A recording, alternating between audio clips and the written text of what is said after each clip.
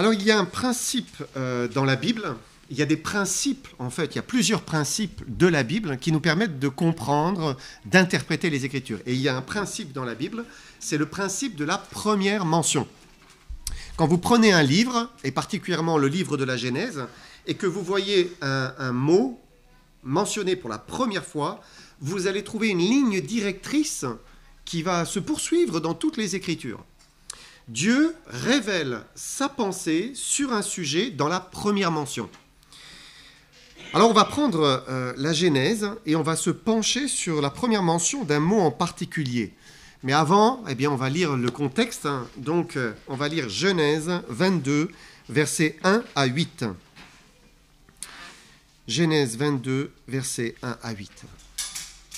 Après ces choses, Dieu mit Abraham à l'épreuve et lui dit « Abraham ». Et il répondit « Me voici ».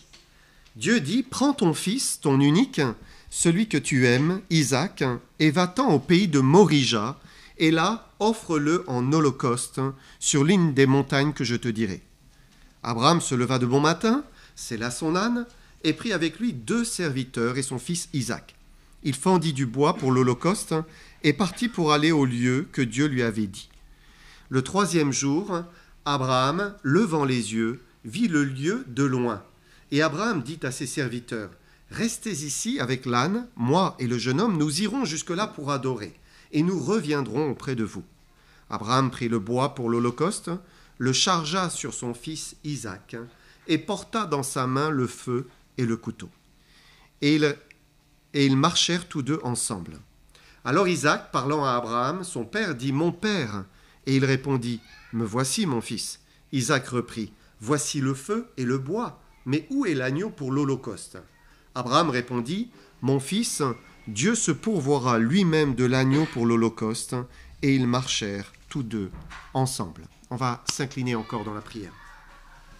Seigneur, merci pour le repos qui se trouve en toi, parce que nous pouvons t'invoquer, se reposer sur toi, te faire confiance, et trouver la paix du cœur. Et c'est tellement précieux, Seigneur, d'avoir cette communion, cette relation avec toi, cette proximité et cet exaucement quand nous venons à toi avec un cœur entier, un cœur ouvert, un cœur qui te cherche.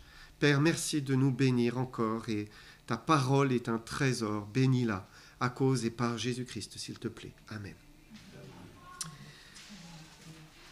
Donc c'est une histoire bien connue de la Bible, Abraham, Isaac, même si c'est une histoire qui a aussi été déformée.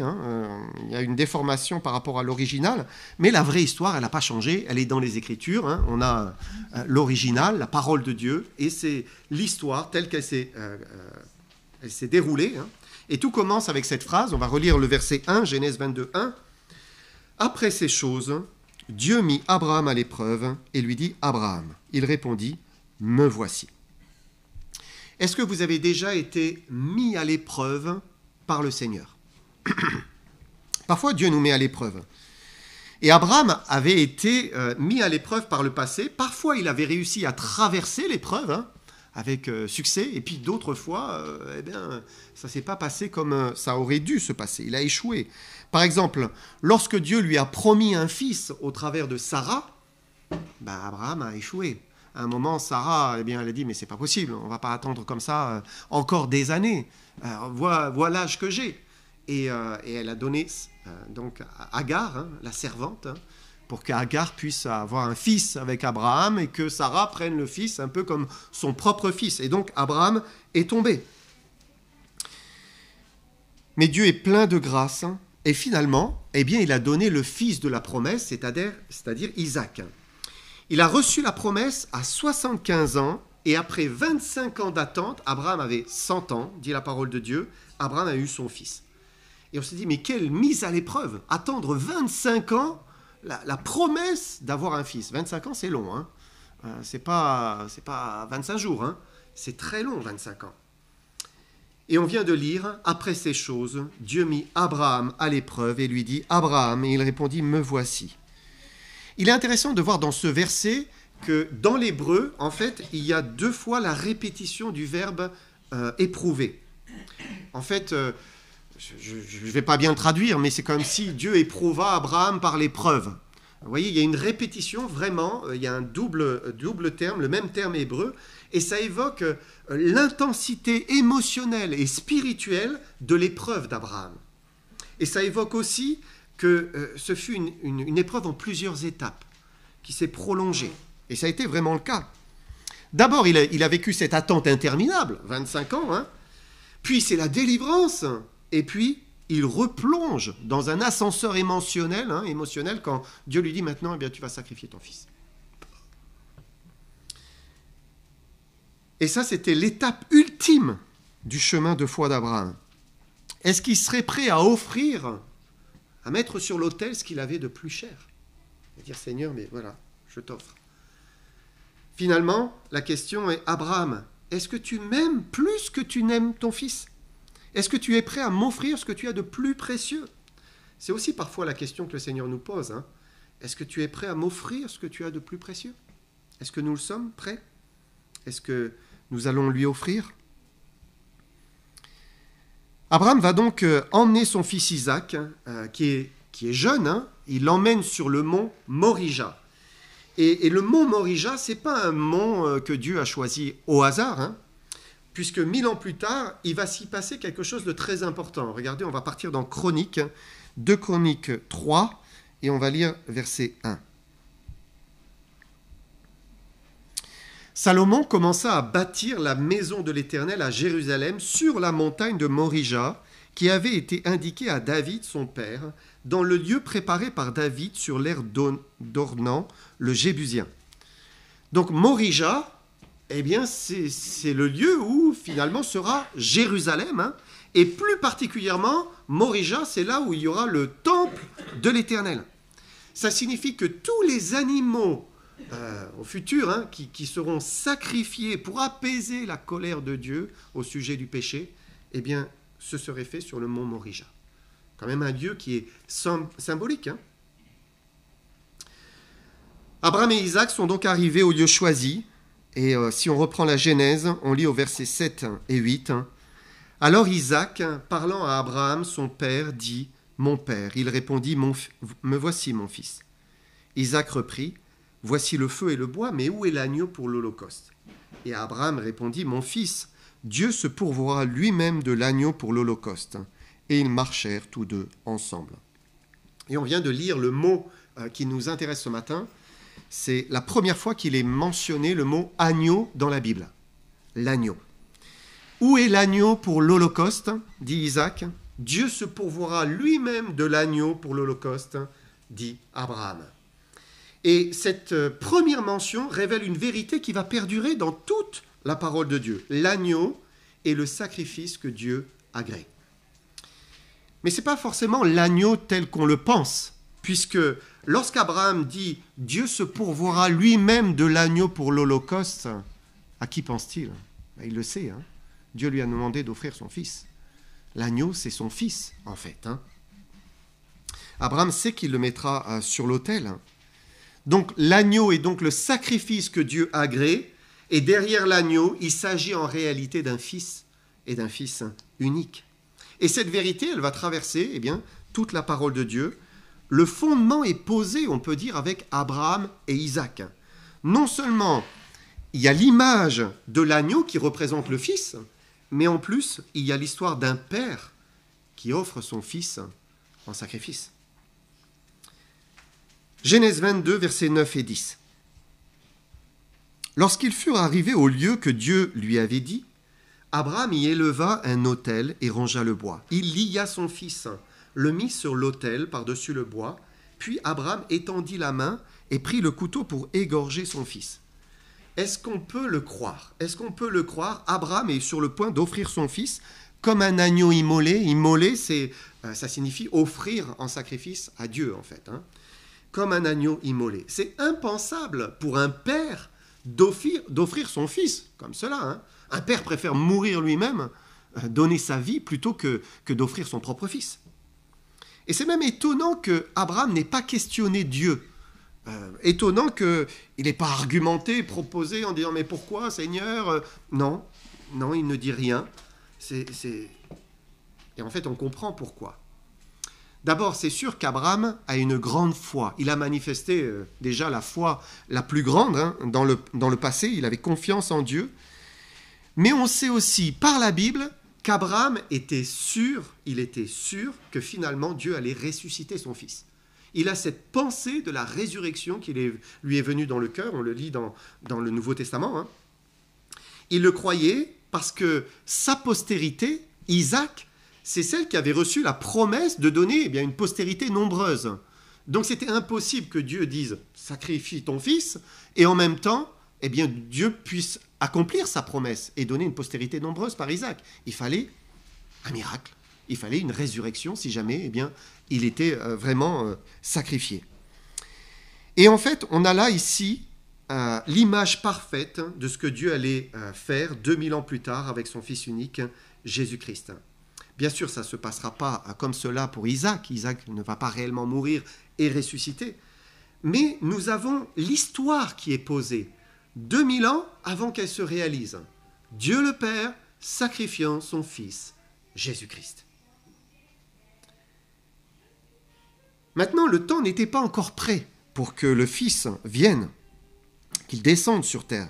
Il y avait des étapes, il fallait que plusieurs étapes se succèdent avant d'envoyer Jésus sur terre. Et notamment celle de former un peuple pour que de ce peuple puisse naître ce Fils, le Messie. Alors Abraham a eu Isaac, Isaac a eu Jacob, Jacob a eu 12 fils qui ont donné les tribus d'Israël. Et Israël s'est formé comme cela. Ils sont partis en Égypte. Et c'est au travers de l'adversité, dans l'épreuve de l'Égypte, que le peuple d'Israël s'est formé. Alors Dieu a préparé leur délivrance avec Moïse et les plaies qui tomberont sur l'Égypte. Vous connaissez ces plaies qui sont tombées sur Pharaon et le peuple.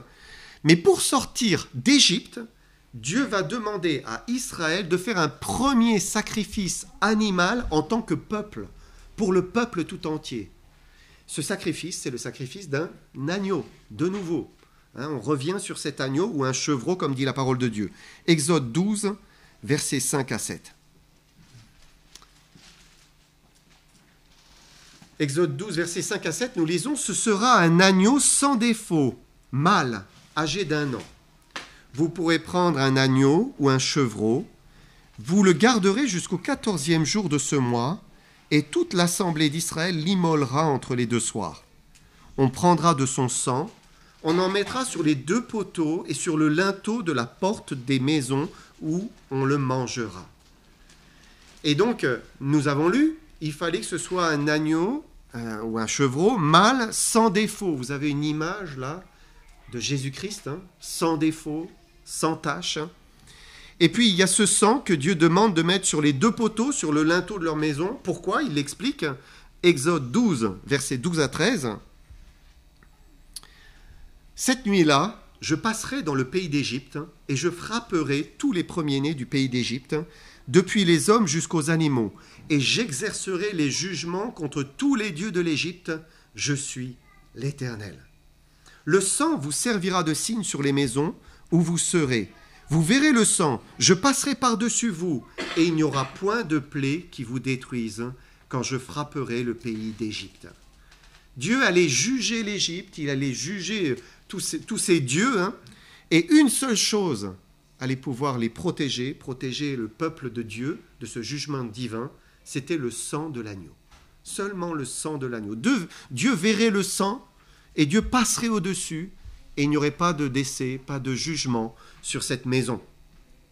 Et là, on commence à entrevoir combien le sang de l'agneau est précieux. Il protège du jugement. Plusieurs siècles vont encore se passer jusqu'à ce que le temps du Messie soit là. Et Jésus naît, on vient de vivre la période de Noël, on a rappelé la naissance de Jésus-Christ. Il est né donc à Bethléem, Bethléem Ephrata, un petit village qui n'est pas très loin de Jérusalem. Et on pourrait croire que c'était un détail, il fallait choisir une bourgade, mais il n'y a pas vraiment de détail quand il s'agit du Messie. Dieu fait les choses avec précision. Bethléem est connu pour ses pâturages et ses troupeaux de brebis. Si vous pensez à David, David, son père Isaïe, était de Bethléem. David gardait les brebis à Bethléem. Hein. Donc il y a beaucoup de brebis. À la naissance de Jésus, eh bien, il y avait des bergers qui gardaient les brebis. Et on pense que les brebis qui étaient destinées au sacrifice pour le temple, eh bien, étaient élevées à Bethléem. Et là, ça prend du sens quand on se dit, mais Jésus est venu naître à Bethléem. Jésus, le sacrifice de l'agneau. Ensuite, Jésus va grandir à Nazareth, devenir un homme, et soudain, tout prend du sens quand Jean-Baptiste va dire quelque chose d'important. Jean 1, verset 29, il va dire « Voici l'agneau de Dieu qui ôte le péché du monde. » En regardant Jésus, il a cette révélation, il dit « Mais c'est l'agneau de Dieu, c'est lui l'agneau de Dieu. » Quand Jean-Baptiste dit cela, en fait, il ne le connaît pas encore vraiment, Jésus-Christ. Hein. Il l'a vu entrer dans son ministère, il va le baptiser, bien sûr, mais c'est le début ici de son ministère. Hein. Mais plus tard, ses disciples qui vont l'accompagner, qui vont cheminer avec lui pendant 3 années et demie, hein, vont le voir agir, ils vont le voir se comporter, parler dans la vie de tous les jours, et ils vont voir chez Jésus cet agneau doux et humble de cœur. Ésaïe a prophétisé à ce sujet. Ésaïe a dit, Ésaïe 53, versets 6 et 7, « Nous étions tous errants comme des brebis, chacun suivait sa propre voie, et l'Éternel a fait retomber sur lui l'iniquité de nous tous. Il a été maltraité et opprimé, et il n'a point ouvert la bouche.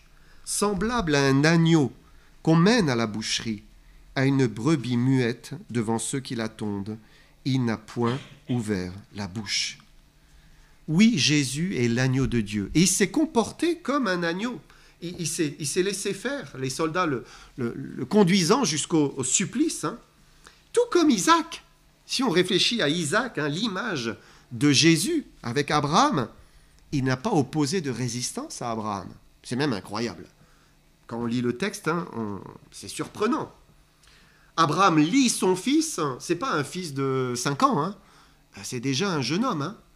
Il lit son fils, il le soulève, il le met sur l'autel, et Isaac ne dit rien. Dieu a agi de la même manière avec Jésus. Bien sûr, c'est les Romains qui l'ont emmené à la crucifixion, mais c'était Dieu, finalement, qui permettait cela. Et Jésus s'est laissé faire, comme une brebis muette, comme un agneau qui ne dit rien, et qui est emmené au sacrifice. Le Père a sacrifié le Fils pour cette humanité pécheresse, pour cette humanité dans le péché. Exactement comme cette histoire qu'on raconte au sujet d'un John Griffith qui aurait vécu après la Grande Dépression en 1929 aux États-Unis. Hein, et en 1937, un petit peu plus tard, il se fait embaucher comme opérateur sur un pont-levis d'une voie de chemin de fer qui traversait le Mississippi.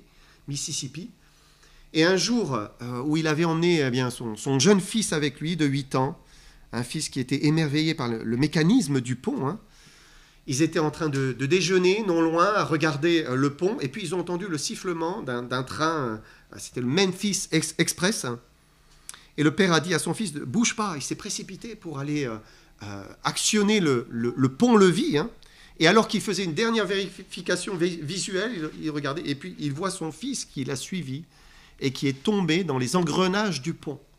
Et là, le cœur se déchire. Qu'est-ce que je fais ?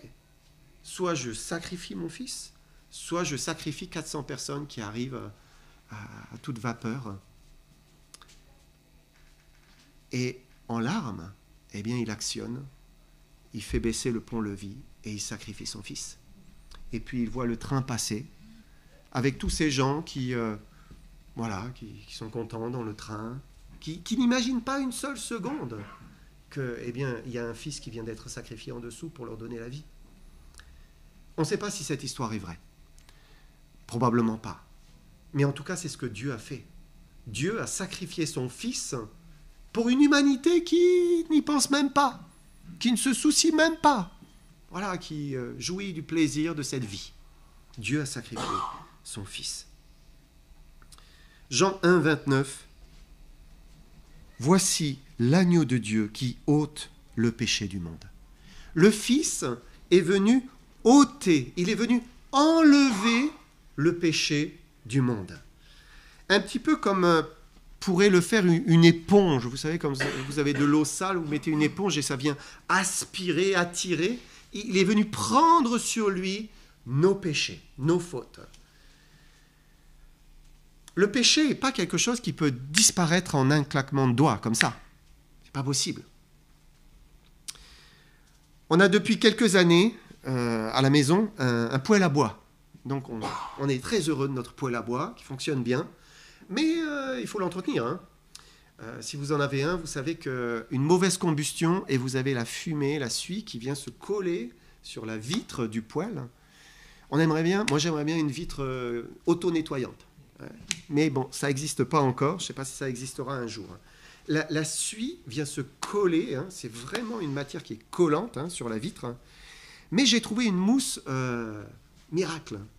Mousse naturelle, un vrai plaisir. Je donne un coup de mousse sur le haut, la mousse se glisse, et puis je prends un papier absorbant, et là je frotte, et pouf, ça disparaît immédiatement. C'est vraiment super. Mais vous savez, la saleté collante, elle n'a pas disparu. Elle est sur le papier absorbant. Elle reste là, hein, il est dans un état. Et de la même manière, le péché ne disparaît pas. Mais le péché, il faut l'enlever, il faut le nettoyer, il faut le transférer, j'ai envie de dire. Et le transférer sur Jésus, c'est ça. Dieu a transféré notre péché sur Jésus. Il est l'agneau de Dieu, celui qui ôte le péché, celui qui prend le péché sur lui. C'est ce que dit 2 Corinthiens 5, 21.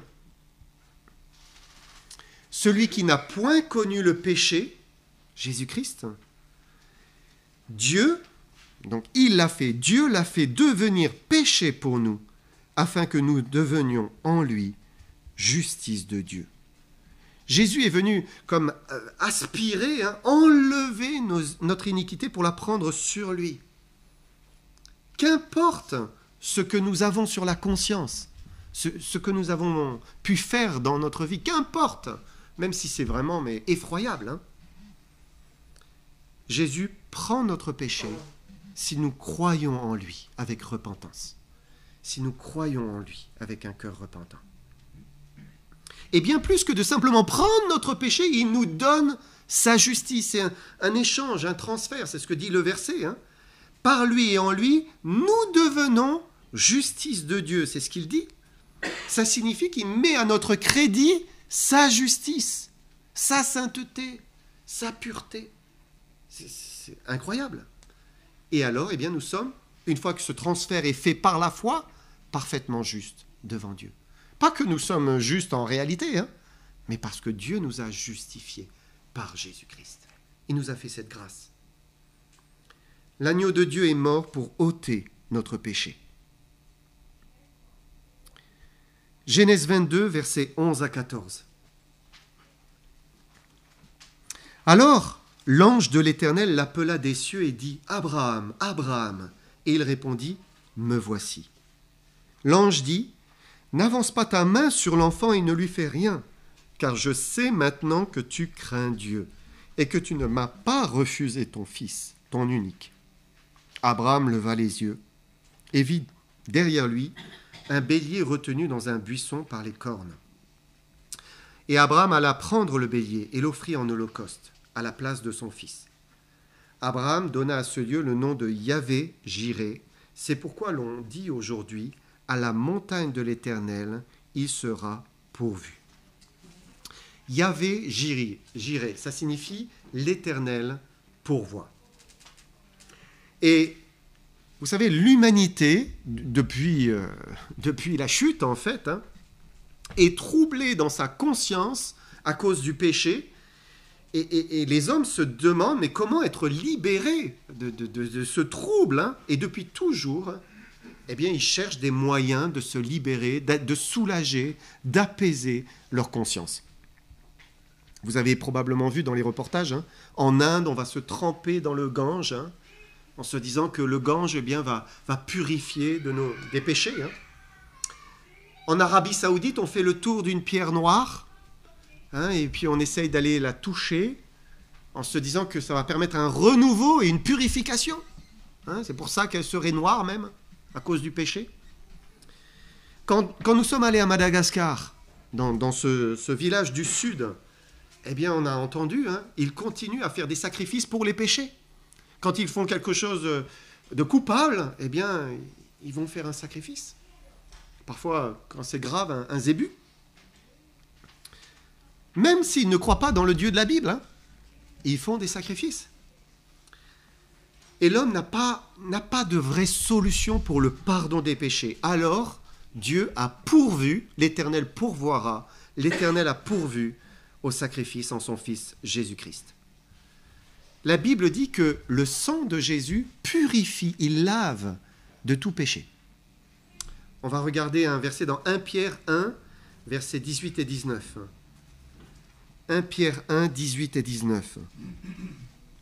Vous savez que ce n'est pas par des choses périssables, par de l'argent ou de l'or, que vous avez été rachetés de la vaine manière de vivre que vous aviez hérité de vos pères, mais par le sang précieux de Christ, comme d'un agneau sans défaut et sans tache.